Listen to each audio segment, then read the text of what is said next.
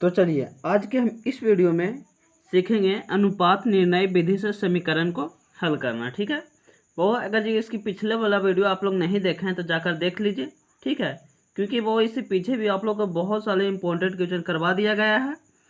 तो चलिए आज हम लोग सीखेंगे अनुपात निर्णय विधि से समीकरण को हल करना। वो अनुपात निर्णय विधि से आप लोग को एग्जाम के विषय मोस्ट विवेक क्वेश्चन है, वो हमेशा पूछा जाता है। ठीक है, तो आप लोग इस क्वेश्चन को ध्यान से देखिए। बचरे गुणन विधि, अनुपात निर्णय विधि, ये सब जो विधि है वो हमेशा पूछा जाता है। आप लोग ध्यान से देखिए। ठीक है, बहुत ईजी है, बहुत ईजी है, बस आप लोग ध्यान से देखिए। ठीक है, चलिए देखिए। तो हम लोग को समीकरण जो दिया गया है बब्बो, सबसे पहले क्वेश्चन क्या कह रहा है?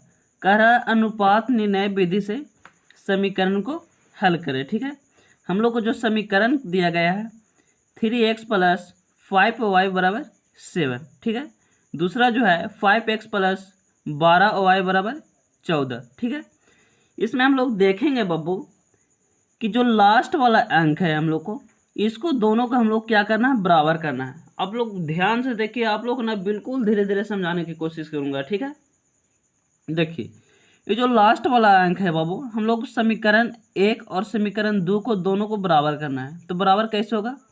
देखिए सबसे पहले हम लिख देते हैं। ठीक है, जो दिया गया है समीकरण 3x प्लस 5y बराबर कितना दिया गया है बाबू? 7 दिया गया है। ठीक है, और फिर क्या है? 5x प्लस 12y बराबर कितना दिया गया है? 14 दिया गया है। अब देखिए इसको वो बराबर करने के लिए क्या करेंगे? ये समीकरण 1 है हम लोग को, एक क्या है? समीकरण 2 है। ठीक है, इसमें हम क्या करेंगे? वो 2 से गुना करा देंगे। ठीक है, क्या करेंगे? 2 से गुना करा देंगे। अब इससे गुना करी तो हिल रहा है क्या यार?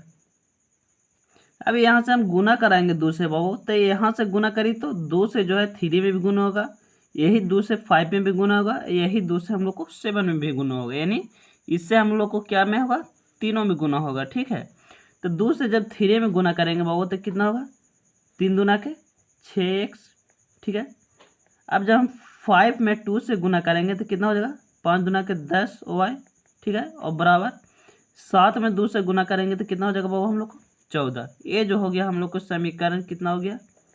3 हो गया। ठीक है, अब हम लोग चलेंगे बाबू समीकरण 1 और समीकरण 3 से चलेंगे। ठीक है, लिख देते हैं यहाँ पर समीकरण 1 और समीकरण 1 से नहीं, समीकरण 2 और समीकरण 3 से चलेंगे। ठीक है, क्योंकि जो दोनों है वो बराबर के इधर क्या है? दोनों क्या इक्वल है, यानी दोनों आपस में क्या है? बराबर है। 14 इसमें भी नहीं, 14 इसमें भी नहीं। ठीक है, तो चलिए चलेंगे हम लोग समीकरण 2 और समीकरण 3 से। ठीक है, 3 से तो समीकरण 2 हम लोग को कितना दिया गया है वो देखिए तो 5x प्लस 12y बराबर कितना दिया गया है बब्बो? 14 दिया गया है। जो 3 हम लोग को समीकरण है वो कितना दिया गया है? 6x प्लस 10y बराबर 14। ठीक है, ये समीकरण हम लोग कितना है? 2 है, और ये समीकरण हम लोग को कितना है? 3 है। ठीक है, देखिए इसको ध्यान से देखिए।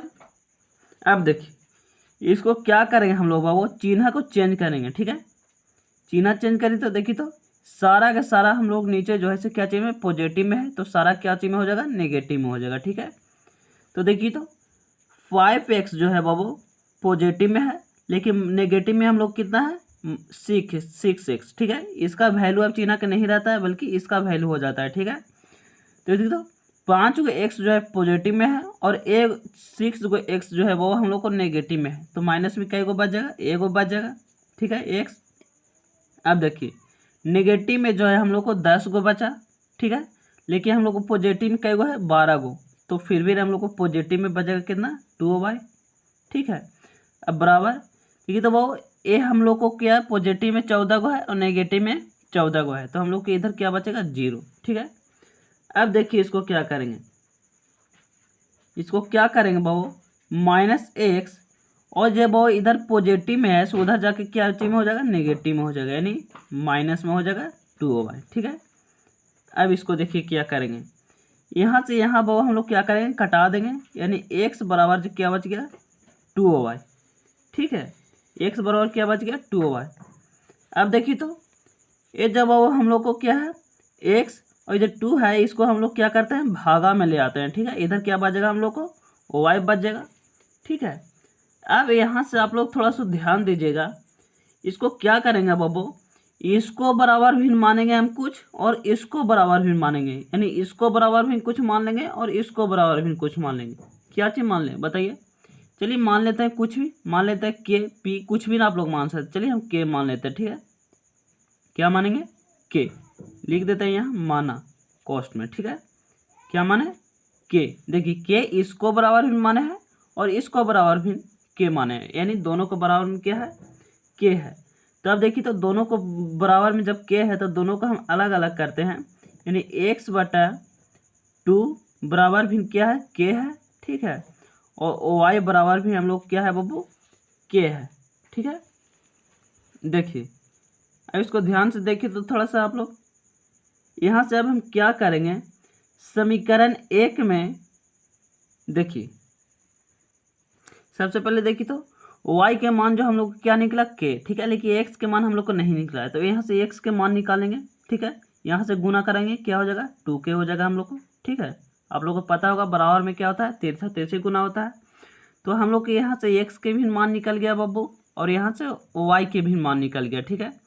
लेकिन अब हम लोग चलेंगे समीकरण 1 में, समीकरण 1 में x और y का मान रखने पर, ठीक है। समीकरण 1 में x और y के मान रखने पर, समीकरण 1 हम लोग को कितना है बब्बू, देखिए तो थोड़ा सा आप लोग ध्यान से, समीकरण 1 जो है हम लोग को कितना है 3x + 5y बराबर कितना है 7 है, ठीक है। चलिए तो 3x, ठीक है, तो हम लोग मान रख लेते हैं, कितना है पहले 3 और x के मान क्या है हम लोग को बाबू 2k है, ठीक है, गुना 2k। फिर क्या है हम लोग को 5y, ठीक है, क्या है 5 और y के मान कितना है k, ठीक है, और बराबर कितना हम लोग को 7 है, ठीक है, यही ना है। देखिए तो चलिए एक बार फिर से आप लोग को दिखा देते हैं, कितना है 3x + 5y बराबर 7, ठीक है, और y के मान हम लोग क्या रख लिए। देखिए अब इसको क्या करेंगे हम लोग, अब देखिए तो यहाँ से हम गुना करेंगे तो 3 गुना क्या हो जाएगा वो 6k हो जाएगा, प्लस 5 और में k से गुना करेंगे क्या हो जाएगा वो 5k हो जाएगा, और बराबर इधर क्या बचेगा 7, ठीक है। अब देखिए तो 6k और 5k कितना हो गया वो 11k हो जाएगा, बराबर कितना बचेगा हम लोग को 7। k बराबर यहाँ से हम निकालना चाहेंगे तो कितना हो जाएगा 7, और जो गुना में है वो क्या चीज आ जाएगा भागा में, यानी 7 बटे क्या हो जाएगा 11। अब देखिए यहाँ से, अब यहाँ से हम चूंकि x का मान निकालना चाहते हैं, किसका मान x के मान, तो x बराबर हम लोग कितना निकला था, यहाँ देखिए तो कितना निकला था x बराबर 2k, ठीक है। तो x बराबर 2k निकला था कि नहीं, ठीक है। तो अब x बराबर यहाँ से निकालना चाहते थे 2 और k का मान कितना हम लोग को निकला 7/11, तो गुना के गुना, यहाँ इंटू है तो गुना, और k का मान क्या रखेंगे 7/11, ठीक है। अब यहाँ से हम x का मान निकाल लेते हैं, कितना हो जाएगा 7 दूना का 14 बटा कितना हो जाएगा बब्बू 11 हो जाएगा, ठीक है। x का मान कितना हो जाएगा 14/11। अब यहीं से y का मान भिन्न हो जाएगा, हम लोग को क्या हो जाएगा y के मान कितना हो जाएगा बब्बू, y के मान हम लोग कितना आया था, देखिए तो यहाँ पे y के जो मान आया था हम लोग को k आया था, ठीक है। तो y बराबर हम क्या रख लेंगे, y बराबर k आया था, लेकिन y के मान k, लेकिन k का हम लोग कितना मान निकला 7/11, तो हम लोग रख लेंगे 7/11 k का मान, ठीक है। यही निकला x का मान 14/11 और y बराबर 7/11, यही जो हुआ हम लोग को वैल्यू हुआ x y का, ठीक है। कितना ईजी था, बस ऐसे ही आप लोग 1 से 2 बार इसको रिवीजन कर लीजिएगा ना, तो एकदम बिल्कुल आप लोग को आसान तरीका से बन जाएगा, ठीक है। आप लोग रिवीजन करिए। अब आप लोग के पास समय बहुत ही कम बचा है। चलिए हम लोग मिलते हैं नेक्स्ट वीडियो में।